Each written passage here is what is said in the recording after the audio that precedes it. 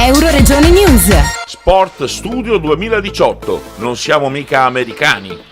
Dal 1989 il club Vecchie Glorie Calcio Codroipo organizza un concorso premio dedicato ai frequentatori del terzo anno delle scuole secondarie di primo grado, le medie, dell'Istituto Comprensivo di Codroipo, quindi di Varmo e di Codroipo. Grazie all'intervento della Banca Ter consiste in un premio in denaro. La premiazione per il 2018 della 30ª edizione del premio Studio Sport con il presidente Gambin e il segretario Giacomuzzi, il vice sindaco di Codroipo Antonio Zoratti, il direttore della filiale di Codroipo di Banca Ter Ranieri Fioritto e il presidente della Polisportiva di Codroipo Nardini. Sul palco anche alcuni giovani del Codroipo Calcio. Per spiegare l'importanza dell'iniziativa abbiamo sentito il sindaco di Varmo Sergio Michelin e Giovanna Cribaldi, dirigente dell'Istituto Comprensivo. Studio Sport, dove sono stati premiati i ragazzi che naturalmente si sono identificati nello sport ma soprattutto anche nello studio.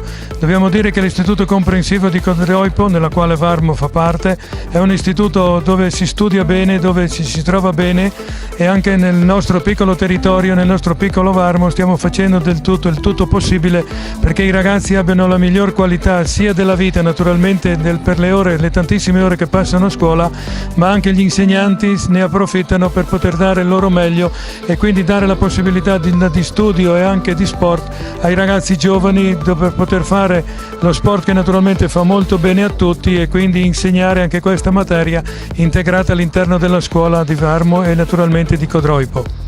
Le vecchie glorie dello sport calcio di Codroipo premiano i ragazzi che che hanno brillato contemporaneamente sia nelle discipline scolastiche, quindi hanno voti alti, iniziamo dall'8-9 nelle discipline base, quindi italiano, matematica, inglese e altro, e anche contemporaneamente hanno dato delle prestazioni eccellenti per quanto riguarda lo sport nelle varie discipline sportive che l'Istituto Comprensivo in effetti promuove. Dal Medio Friuli per Euroregione News, Marco Mascioli. Euroregione News.